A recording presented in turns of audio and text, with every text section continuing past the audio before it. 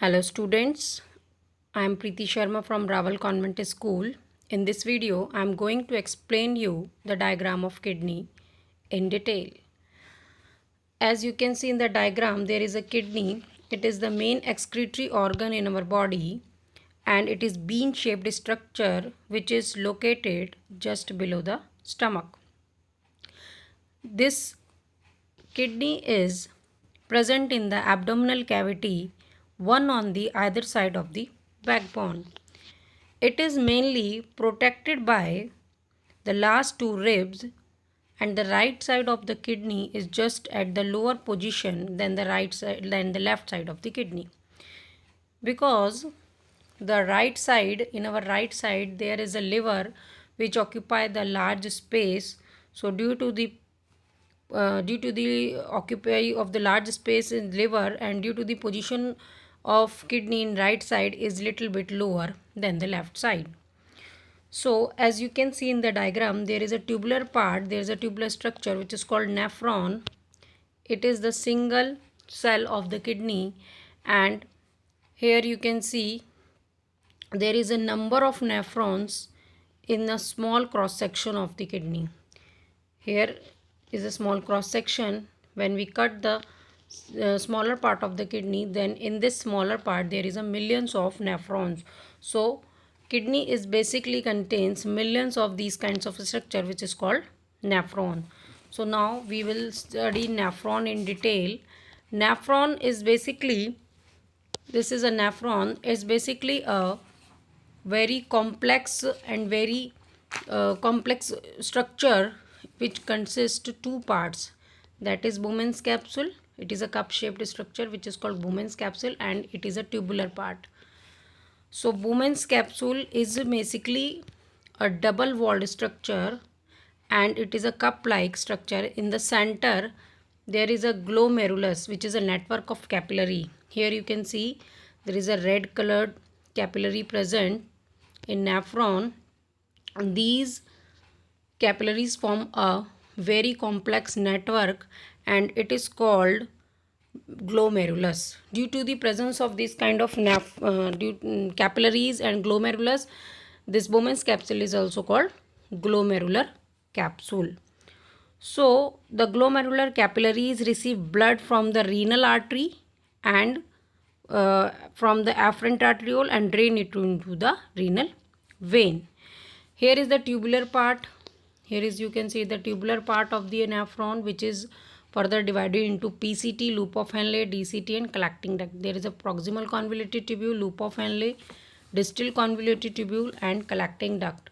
So mainly this PCT, when this filtrate comes into the Bowman's capsule, then here due to the higher and lower concentration of toxic substances, due to the pressure gradient, due to the network of capillaries, here a pressure created and the filtrate comes out from the Bowman's capsule to the proximal convoluted tubule.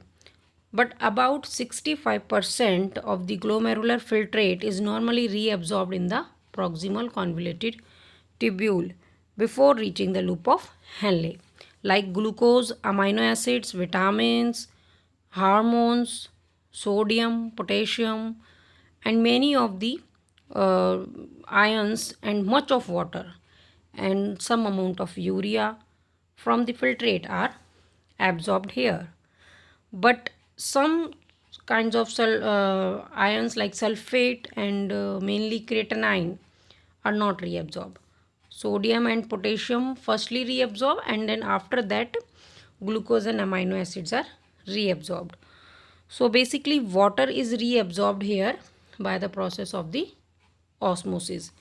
When we go to the loop of Henle, then this all the filtrate from proximal convoluted tubule to goes to the loop of Henle. There is a two part of loop of Henle, descending and ascending loop of Henle. So basically there is a first part is descending part. Here you can see it is a descending part, descending loop of Henle. As the filtrate flow in it, its water is reabsorbed here due to the increasing of osmolality of the interstitial fluid. And sodium and other solutes are not reabsorbed here. Now then water and then toxic substances enter into the ascending loop of Henle, then it is very impermeable to water, but it is very permeable to calcium ion, to chloride ions, potassium ion and sodium ions, and it is some bit partially permeable to urea also.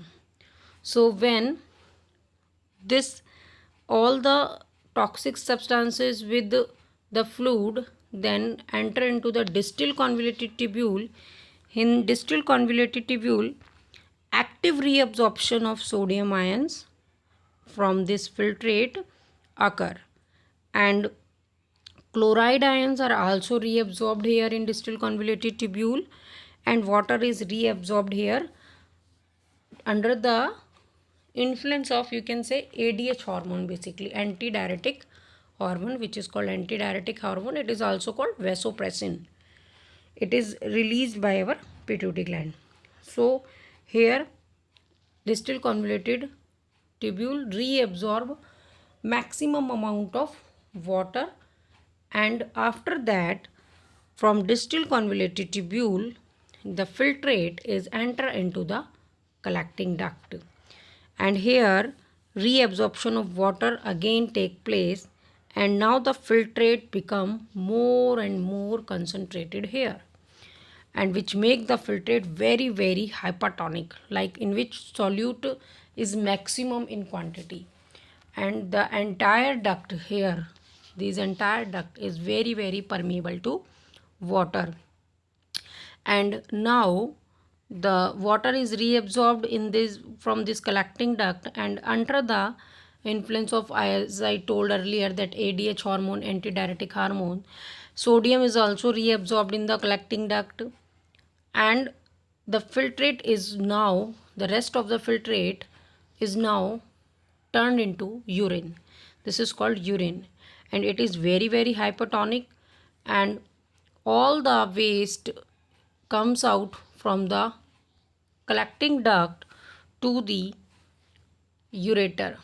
As you can see there is a ureter, and from these all kind of nephron the collecting duct join together to form ureter, and from this ureter the urine is passed to the urinary bladder, and from the urinary bladder it pass out from with the help of urethra. So basically these ureter is only a passage to transfer the urine from kidney to the urinary bladder. Mainly kidney having three functions. First is formation of urine, second is maintain the water balance, which is also termed as osmoregulation, and third is excrete nitrogenous waste, which is mainly urea in our body, which is mainly urea in our body, and we can say that it is it is least toxic substance. Very high toxic is ammonia, then uric acid, and then urea is least toxic. So this is all the explanation about the kidney, about the structure of nephron, and about the function of the kidney. Thank you very much.